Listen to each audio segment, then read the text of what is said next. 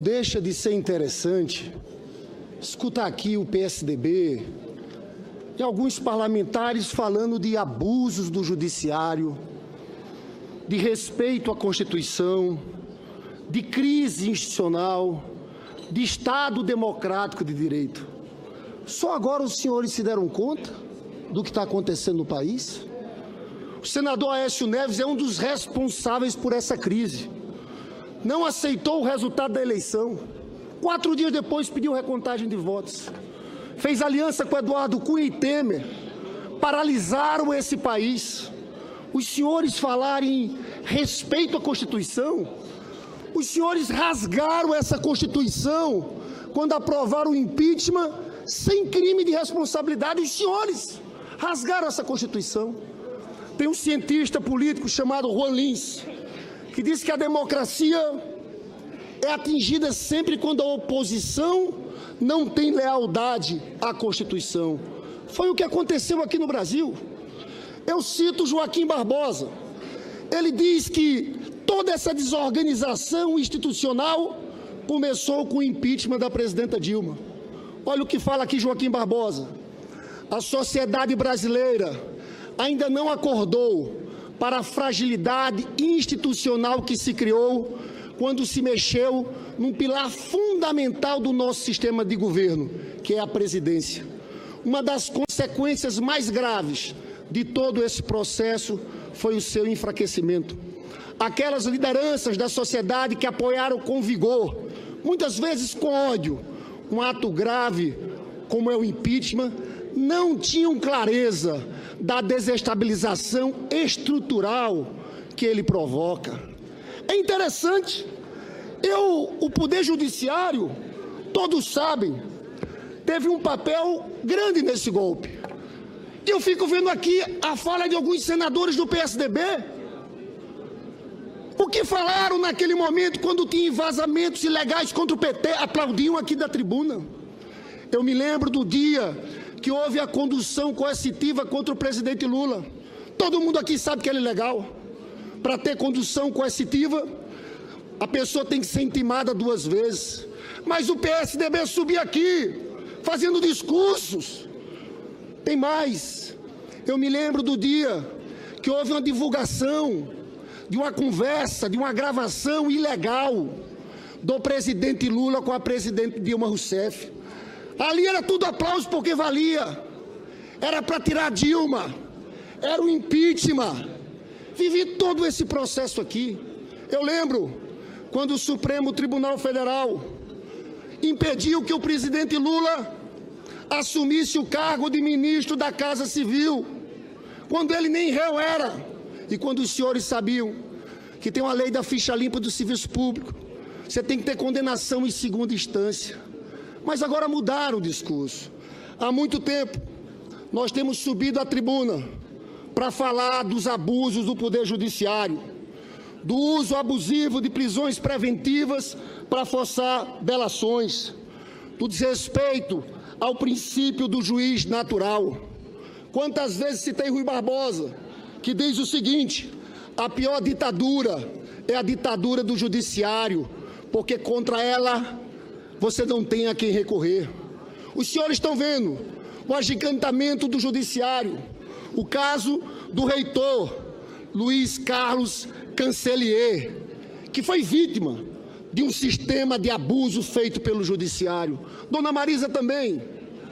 Dona Marisa não aguentou, morreu fruto daquela perseguição.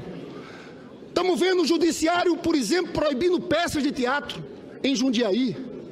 O judiciário mandando apreender quadros na exposição em Mato Grosso. É um agigantamento.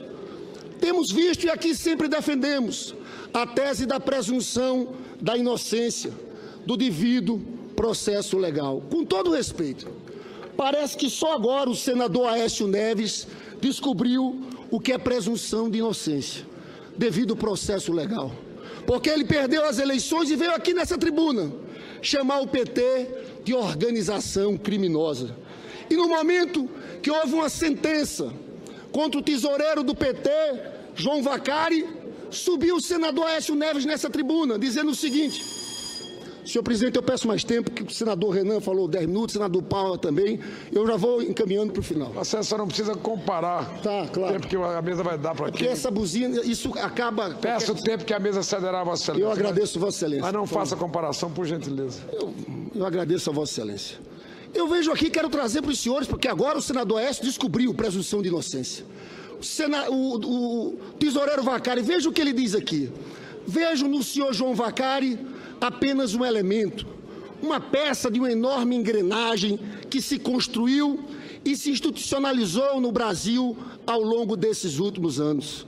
Fosse apenas a sentença que o condena a 15 anos de prisão, não viria a essa tribuna, mas fiz questão de vir para ler uma passagem da sentença do juiz Sérgio Moro. Senador Aécio Neves, João Vaccari foi absolvido 2 vezes nesse caso. Trago também, quando houve aquele PowerPoint daquele procurador Deltan Dallagnol, subiu também o senador Aécio Neves aqui na tribuna para dizer, sabe o quê? O PSDB aguarda importante e necessária decisão da Justiça sobre as acusações feitas e que, se confirmadas na sua integridade, não deixarão mais qualquer dúvida sobre a complexa estrutura de organização criminosa estabelecida pelo PT. Dito isso, como vai se posicionar o PT? Nós vamos ter uma posição de revanche? Não. Nós vamos nos posicionar com a nossa coerência. Esse momento exige do país que as pessoas defendam a legalidade democrática, a Constituição.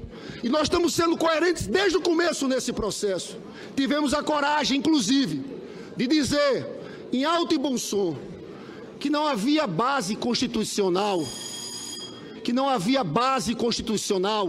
para um afastamento de um parlamentar. Agora, isso significa dizer que vamos votar aqui hoje com o Aécio? Não. Porque nós queremos a questão decidida de uma vez por todas. Votar hoje no caso do Aécio, sabe o que pode acontecer? Eu chamo a atenção dos senhores. Se votarmos hoje isso aqui no caso do Aécio Neves, se o Aécio Neves tiver uma vitória, não significa que no dia 11, por exemplo, o Supremo diga que ele pode afastar senadores e deputados. Seria o pior dos mundos. Só uma situação envolvendo o senador Aécio Neves. Não. Nós temos que decidir de uma vez por todas. E aqui há 2 caminhos. Só 2 caminhos. Primeiro, é o Supremo ter uma interpretação do artigo 319 no Código de Processo Penal, no dia 11. O outro, nós aqui fazemos uma emenda constitucional, afastando a possibilidade... Esse microfone, eu estou só encerrando, senhor presidente.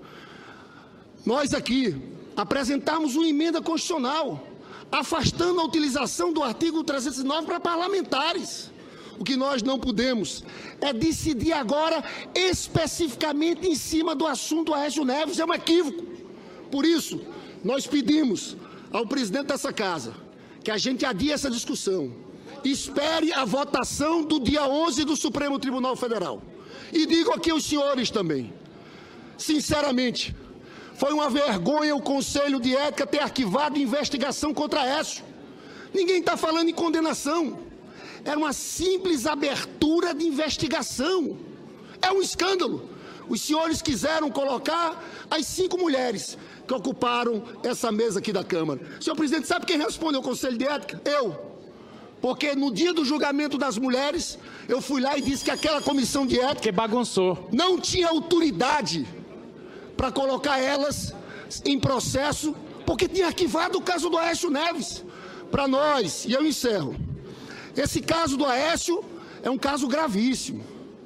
Houve monitoramento pela Polícia Federal. O seu primo foi pego com malas de R$500 mil. Então, o Conselho de Ética do Senado Federal não poderia ter arquivado. Tem que abrir uma investigação contra o senador Aécio Neves. Mantendo nossa coerência, senhor presidente, eu declaro aqui que a nossa posição é que a gente espere o julgamento do Supremo Tribunal Federal no próximo dia 11. PT, CNPT. Antes, senador Medeiros, por gentileza. Antes de passar a palavra para o próximo senador, chegam mais 2 requerimentos à mesa.